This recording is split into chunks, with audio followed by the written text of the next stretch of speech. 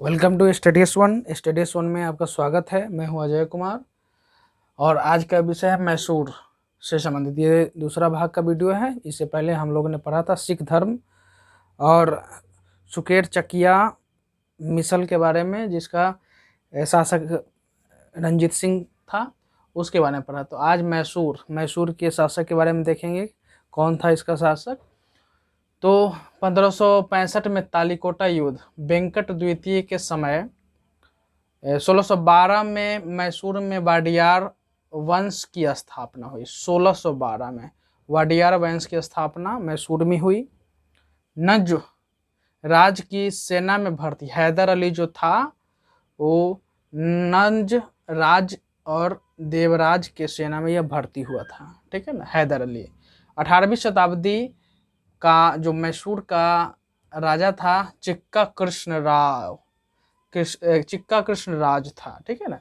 वास्तविक शक्ति जो थी वो नंजराम राज एवं देवराज के पास था। ठीक है। हैदर अली का जन्म 1722 में हुआ था।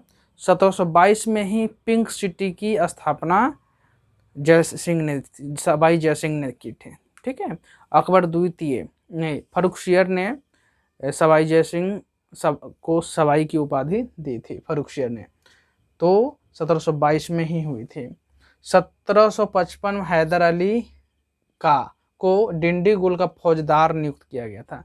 1755 में खांडे राव जो एक ब्राह्मण था, ब्राह्मण जो अपने सहयोगी के लिए हैदर अली को सहयोग करे, इसलिए खांडे राव ब्राह्मण को उसने नियुक्त कर लिया।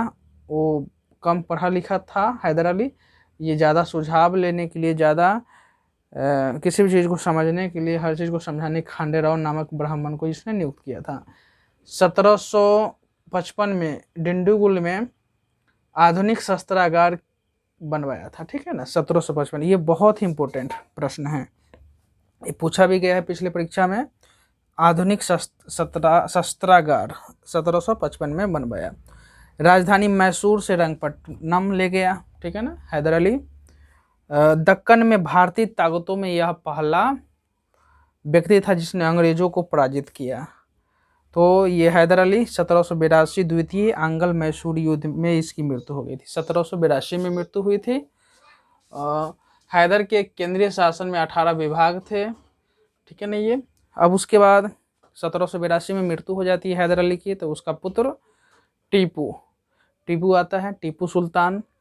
1782 से 1799 तक ये शासन करता है मैसूर में।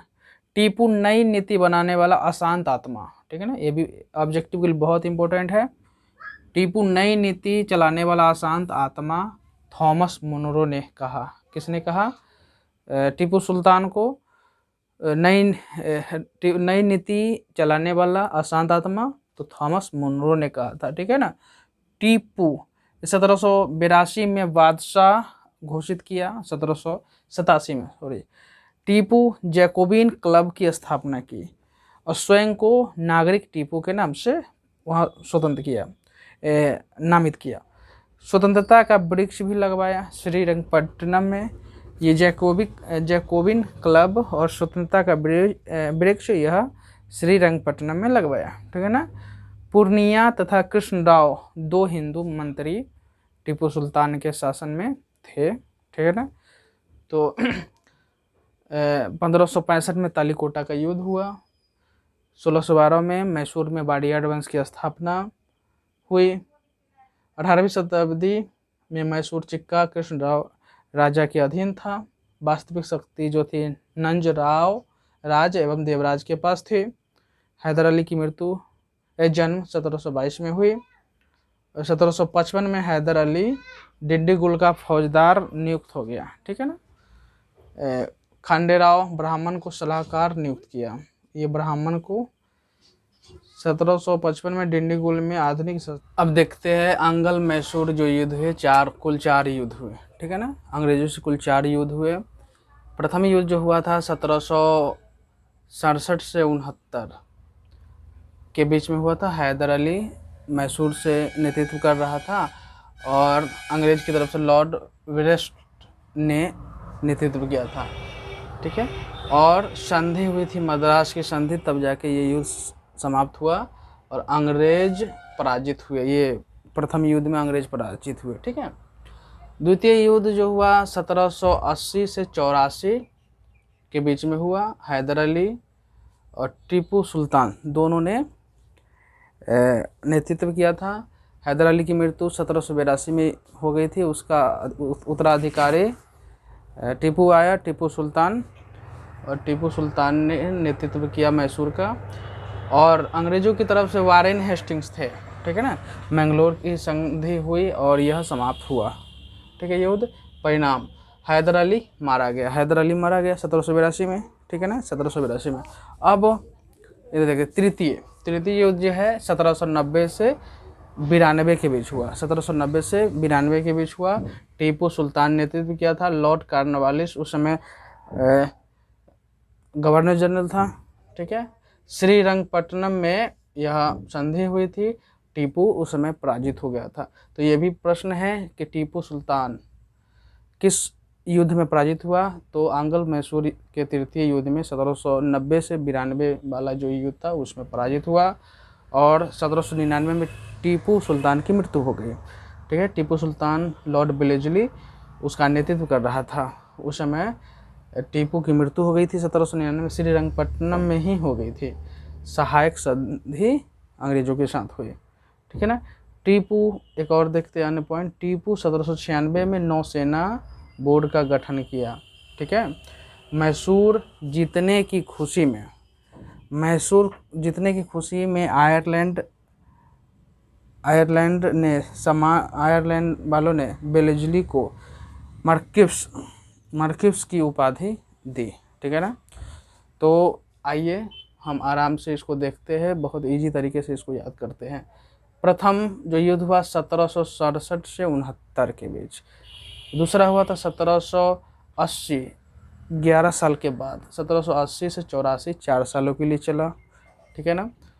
और तीसरा हुआ 1790, फिर 6 सालों के बाद शुरू हुआ 1790 से 92, 2 सालों तक चला, ठीक है। चतुर्थ में, द्वितीय में हैदर अली की मृत्यु हो गई थी, ठीक है ना। तृतीय में ये टीपू पराजित हुआ था, ठीक है। चतुर्थ जो चला था 1799 में चला था। टीपू सुल्तान नेतृत्व किया था लॉर्ड वेलेस्ली और सहायक संधि हुई थी। टीपू की मृत्यु 1799 में हो गई थी, ठीक है। तो इस तरह आंग्ल मैसूर युद्ध का ये पूरा संक्षेप है, ठीक है। अब देखते हैं बंगाल की। बंगाल में भी अंग्रेज़ों का आक्रमण चलता रहा। स्वतंत्र बंगाल की जो स्थापना हुई थी 1717 में मुर्शिद कुली खान ने की। उस समय 1717 में फर्रुखसियर मुग़ल बादशाह था और 1717 में एक चीज़ और उसने शाही फरमान अंग्रेज़ों को जारी किया था जिससे वो सुलभता से व्यापार बंगाल, बिहार, उड़ीसा प्रांतों में कर सके। फिर भी स्वतंत्रता बंगाल की स्थापना 1717 में मुर्शिद कुली खां था, ठीक है। और 1740 में अलीवर्दी खां बंगाल का नवाब बना और वर्चस्व की लड़ाई अंग्रेज़ों और नवाब के बीच में होती रही। नवाब की मृत्यु के बाद सिराजुद्दौला नवाब बना 10 अप्रैल 1756 में। ये इम्पोर्टेंट है, 10 अप्रैल 1756 में बंगाल का नवाब सिराजुद्दौला बना और अंग्रेज़ से ये दो हाथ करते रहे, लड़ते रहे, ठीक है। फिर 20 जून 1756 में सिराजुद्दौला 146 अंग्रेज़ों को बंदी बना के रखे, ठीक है, काल कोठरी में। और जिसमें से एक दिन बाद 21 जून को जब खोला गया तो उसमें मात्र 23 व्यक्ति ही जीवित रहे, 23 अंग्रेज ही जीवित रहे, ठीक है। तो ये काल कोठरी की घटना, तो प्रश्न में ऐसे भी आ सकता है कि काल कोठरी की घटना कब हुई। तो 20 जून 1756 में हुई थी काल कोठरी की घटना। जिसमें 146 अंग्रेज़ों को सिराजुद्दौला ने बंदी बना के रखा था काल कोठरी में, जिसमें से एक दिन के बाद 23 व्यक्ति ही जीवित बचे थे। ठीक है, तो ये 9 फरवरी 1757 में अली नगर की संधि हुई। ठीक है, प्लासी का युद्ध 23 जून 1757, ये बहुत इम्पोर्टेंट है। प्लासी का युद्ध बराबर पूछता है कि प्लासी का युद्ध कब हुआ, तो 23 जून 1757, 23 जून 1757 याद रखेंगे प्लासी। अब ये प्लासी है कहाँ, तो बंगाल के एक नादिया जिला है। ठीक है, नादिया जिला के भागीरथी, नदिया जिले के भागीरथी नदी के बाएं तट पे ये बसा हुआ पलासी जगह है। ठीक है ना, पलासी के फूल होते थे, इसी के नाम से इस जगह का नाम पड़ा है। ठीक है, तो 23 जून 1757 में मोहम्मद बेग ने सिराजुद्दौला की हत्या कर दी। अब मोहम्मद बेग मीर कासिम का पुत्र मीरन, ठीक है ना, मीरन के इशारे पे सिराजुद्दौला ने सिराजुद्दौला की हत्या की गई। ठीक है ना, ये षड्यंत्र के तहत, और मीर जाफ़र को एक लालच दी गई थी कि तुम्हें बंगाल का नवाब बनाया जाएगा अंग्रेज़ों के द्वारा, और वो उस लालच में आ गया, तो उसने मीर जाफ़र को नवाब बना दिया। ठीक है, 30 जून 1757 को 30 जून 1757 को मीर जाफ़र बंगाल का नवाब बना। ये अयोग्य शासक था, इसलिए अयोग्य शासक को अंग्रेज़ों ने बनाया कि वो अपने तरह से बंगाल में शासन कर सके, राज्य कर सके। ठीक है, इसलिए मीर जाफ़र को अंग्रेज़ों ने बनाया। ठीक है, फिर मीर जाफ़र को अब अयोग्यता ज़्यादा था, फिर भी इसको हटा दिया गया। ठीक है, मीर जाफ़र को हटा दिया गया था, काफ़ी अयोग्य भी था। ठीक है, उसके पक्ष में भी काम नहीं हो पाता था अंग्रेज़ के, तो मीर जाफ़र को हटाकर मीर कासिम को बनाया गया। मीर कासिम दामाद था मीर जाफ़र का दामाद था, और ये बहुत ही चतुर था। मीर जाफ़र का दामाद जो मीर कासिम था बहुत चतुर था, बहुत ही योग्य शासक था। उसने अंग्रेज़ अपना नीति चलाता था, अंग्रेज़ अपने लिए सब कुछ किया करता था, सारे प्रशासन को तंग भंग कर दिया था अंग्रेज़ों ने, तो इसको अच्छा नहीं लगता था। ये सारे टैक्स को एकीकृत करने का काम करता था, जिससे अंग्रेज़ों को थोड़ा सा खटकता, तो अंग्रेज़ों ने उसको भी हटा दिया। ठीक है, मिर्ज़ा फ़र को तो हटाया, मीर कासिम उसका दामाद था उसको भी हटा दिया। 1763 में पुनः मिर्ज़ा फ़र नवाब बना दिया। ठीक है, 1763 में अब मिर्ज़ा फ़र जो मीर कासिम के ससुर होते उसको दामाद पुनः बना दिया। ठीक है, अब बक्सर का युद्ध 22 अक्टूबर 1764 में, बक्सर का युद्ध 22 अक्टूबर 1764 में हुई थी। ठीक है, ये भी बहुत इंपॉर्टेंट है। बक्सर का युद्ध, प्लासी का युद्ध, ये सब पूछने वाला प्रश्न है। एसएससी के एग्ज़ाम में भी banking, railway, state PCS, UPSC सभी एग्ज़ाम में ये सब प्रश्न पूछे जाते हैं, बहुत आते हैं। ठीक है, बक्सर का युद्ध 22 अक्टूबर 1764 अंग्रेज, ठीक है, बक्सर का युद्ध जो हुआ था अंग्रेज और अवध के नवाब, जो ये मीर कासिम थे वो अवध भाग जाते हैं। ठीक है, तो अवध के नवाब से एक संधि करके अवध के नवाब शुजा-उद-दौला और मुग़ल सम्राट शाह आलम द्वितीय, उस समय होते शाह आलम द्वितीय, तीनों मिलके अंग्रेज़ों से लड़ते हैं। ठीक है ना, अंग्रेज़ों से लड़ते हैं। अब 12 अगस्त 1765 इलाहाबाद की संधि होती है। ये 12 अगस्त 1765 में मुग़ल बादशाह शाह आलम द्वितीय के साथ ये संधि अंग्रेज़ों की होती है। ठीक है, 12 अगस्त 1765 में क्लाइव ने शाह आलम के साथ संधि कर ली। ठीक है, 1765 द्वैत शासन की शुरुआत हुई। 1765 में द्वैत शासन की शुरुआत हुई बंगाल में, और जनक जो था लियो कार्टेस। तो ये प्रश्न है द्वैत शासन की शुरुआत किसने की, लेकिन इसका जनक था लियो कार्टेक्स को माना जाता है, कार्टेक्स को। 1772 में वारेन हेस्टिंग्स ने द्वैत शासन को समाप्त कर दिया था।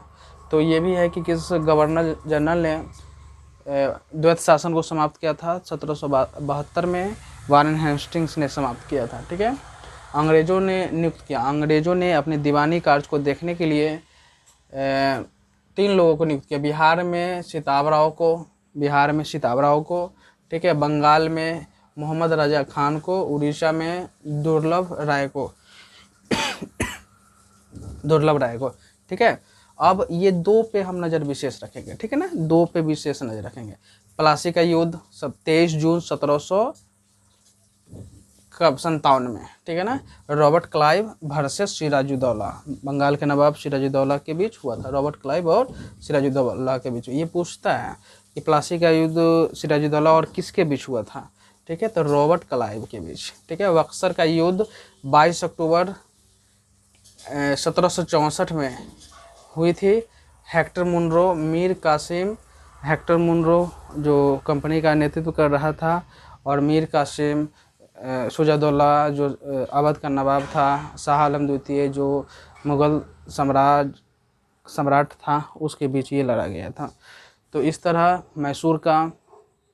मैसूर आंगल युद्ध, टीपू सुल्तान, हैदर अली, मीर कासिम, मीर जाफ़र, बंगाल से संबंधित सारे प्रश्नों को हम देख लिए, ठीक है ना। अभी दोस्तों कोरोना काल है, कोरोना काल में अच्छी तैयारी के लिए हमारे चैनल से आप जुड़े रहे, हमारे चैनल को लाइक सब्सक्राइब तथा शेयर करें, ठीक है ना। अब हम अगला वीडियो जो आने वाला है वो भक्ति एवं सामाजिक आंदोलन के ऊपर आने वाला